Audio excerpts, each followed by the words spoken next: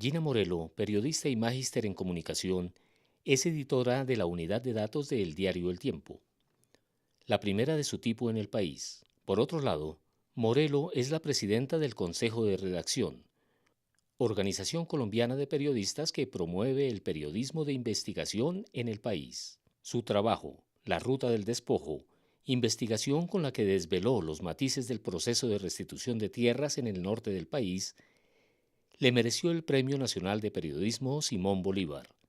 También ganó el Premio Iberoamericano de Periodismo Sociedad para Todos.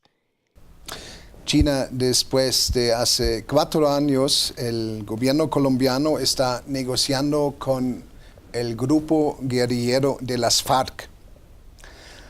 En unas pocas semanas probablemente los dos grupos van a firmar un acuerdo de paz. ¿Cómo te sientes? La verdad, yo me siento como en el país que no creía que esto iba a pasar.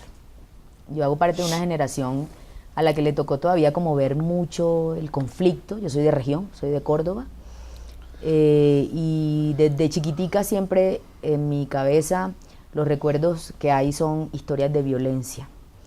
¿También tu familia? No directamente, gracias a Dios, pero sí de personas muy conocidas, y de alguna forma hubo algunos hostigamientos a personas de mi familia. Entonces, ese principio de recordación y el estar cerca ya como periodista cubriendo eso te llevó a pensar en algún momento que nunca ibas a ver la posibilidad de un acuerdo. Y si a eso le sumamos los intentos fallidos en Colombia, uno prácticamente estaba en una postura de pesimismo absoluto, y no me da pena decirlo. Era muy pesimista. Hoy, cuando estamos a tan pocos días, como lo menciona, y realmente uno ve esa posibilidad cercana, uno dice, qué interesante lo que está sucediendo y lo que está a punto de pasar en el país. Y lo digo con una mesura y con calma, porque también he entendido que los colombianos siempre hemos estado metidos en una dinámica de tantos acontecimientos que no nos ha dado chance de pensar que cualquier cambio es progresivo y requiere sus tiempos. Después de tanta violencia, ¿sí? ¿Qué crees? ¿Esta paz, después de este acuerdo, va a ser una paz duradera? A mí me gusta pensar que lo que vamos a lograr prontamente es la firma de unos acuerdos para acercarnos a un proceso interesante de construcción de reconciliación en el país. Y me cuido mucho de usar la palabra paz. Me cuido mucho de usarla porque el gobierno colombiano va a firmar el acuerdo con un actor del conflicto. Todavía nos quedan otros actores sin desmovilizar, sin sentarse en una mesa de negociación. Y cuando hablo de reconciliación, me refiero específicamente a esos territorios colombianos que he tenido la fortuna de conocer, en donde, contrario a lo que se pensaba también, de que no había un involucramiento fuerte con todo lo que está pasando en La Habana, para sorpresa mía, como en Briceño, Antioquia, me encuentro a una comunidad empoderada, reclamando un escenario en donde pueda participar y en donde efectivamente van a suceder cosas positivas. ¿Qué falta cambiar? ¿Qué reformas, por ejemplo, en la área política van a ser necesarias? Que hay reformas interesantes desde el aparato estatal como tal y cómo viene funcionando en estos momentos. Me pregunto si es necesario un ministerio del posconflicto, o me pregunto si dentro de los ministerios deben haber áreas dedicadas exclusivamente a ello. Me pregunto frente al tema de tierras, que en Colombia es supremamente crucial, o el agro, la infraestructura que hoy tenemos de un Ministerio de Agricultura, de un INCODER, o sea, con todo respeto creo yo, que se queda corto, pequeño frente al reto tan grande que se tiene justamente de buscar una igualdad en el campo colombiano, que es donde arranca el fenómeno del conflicto. Y si hablamos de paz territorial, nuestros políticos regionales, nuestras gobernaciones, nuestras alcaldías, ¿cómo van a entrar a tono con esta política que se traza desde el Estado y que se deriva de los acuerdos? O sea, esa articulación que debe pasar del discurso a la acción requiere instituciones fuertes.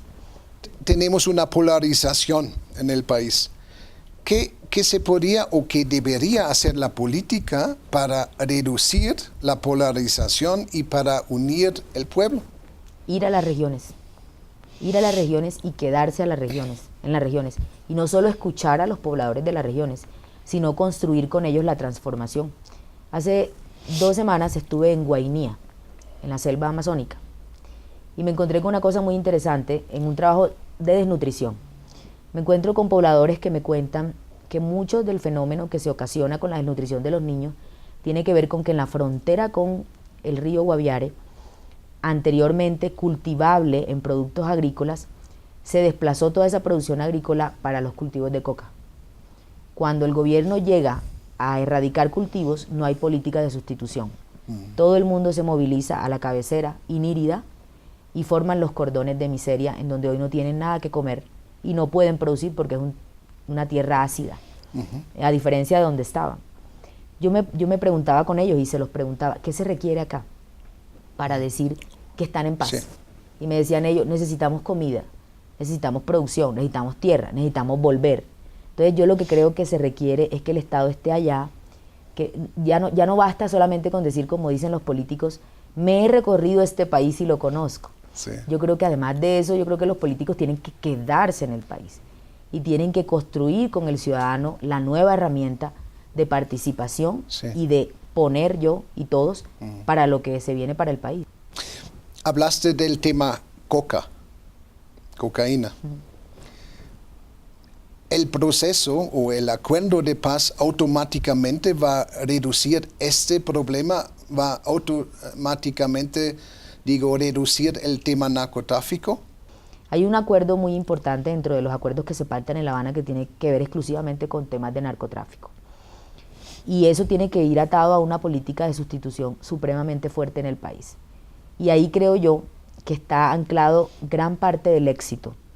Cuando se desmovilizan los paramilitares y no se blinda todo este proceso y la economía ilícita persiste, pues lo que encontramos son un montón de grupos que se rearmaron y se reorganizaron para continuar las batallas en el campo colombiano y también en las ciudades. Si el fenómeno del narcotráfico sigue creciendo como de alguna manera se sostiene en algunos territorios, y si la política no supera los escenarios incluso de erradicar coca y de sustituir, sino otros, que es empoderar al ciudadano a pensar que la economía ilícita no es la vía, estaríamos en peligro. Hablando del tema narcotráfico y del tema post-conflicto, es decir, el momento y los años después de las firmas del acuerdo, ¿cómo la comunidad internacional podría y debería ayudar y apoyar a Colombia? Yo creo que hay un papel muy interesante que debe jugar la comunidad internacional. Por un lado está el hecho de que participen, nos genera mayores posibilidades de garantías y de transparencia en el proceso que estamos haciendo. El hecho solo de que ya estén y formen parte de ello nos exige a nosotros como colombianos, no me refiero solo a los actores del conflicto que van a firmar ni al gobierno, sino al pueblo, ponerse otro vestido de entender que esto lo vamos a sacar adelante entre todos. Bueno, tenemos unos 30 segundos más. ¿Tienes un mensaje especial o un deseo para los alemanes? Pues a mí me gustan siempre las listas del Niño Dios. Siempre asocio eso a, bueno, ¿y qué le pedimos al Niño Dios? Es decir, yo pido, de verdad, a nombre de un montón de organizaciones que estamos creyendo en esto, de periodistas, pero más como el vestido de ciudadana, que nos acompañen. Nosotros necesitamos que nos ayuden a caminar en esto que se viene para el país. No queremos sentirnos solos. Durante mucho tiempo hemos transitado caminos supremamente oscuros, muy difíciles. En la medida en que otros sectores, como el caso de los alemanes, estén con nosotros, vamos a tener posibilidades de luces en ese tránsito y de claridades en ese tránsito. Y la apuesta va a ser a lograr cosas más interesantes y benéficas para los 45 millones de colombianos que creemos en este propósito. Sí. Muchísimas gracias, Gina. Muchas gracias a la Conrad por la invitación. Un placer.